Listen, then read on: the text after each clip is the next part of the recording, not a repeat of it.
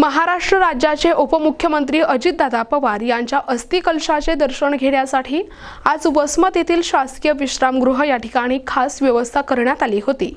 यावेळी परिसरातील हजारो नागरिक आणि कार्यकर्त्यांनी आपल्या लाडक्या नेत्याला श्रद्धांजली अर्पण केली।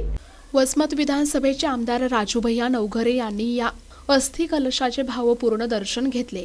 यावेळी विविध राजकीय पक्षांचे पदाधिकारी आणि कार्यकर्ते मोठ्या संख्येने उपस्थित होते।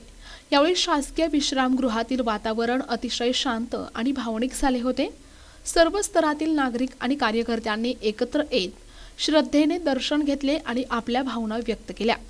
राजकीय क्षेत्रातील एका मोठ्या नेतृत्वाला निरोप देताना प्रत्येक उपस्थित व्यक्तीच्या डोळ्यात पाणी दिसून येत होते। प्रतिनिधी नंदू परदेशी, NTV न्यूज मराठी, वसमत, हिंगोली।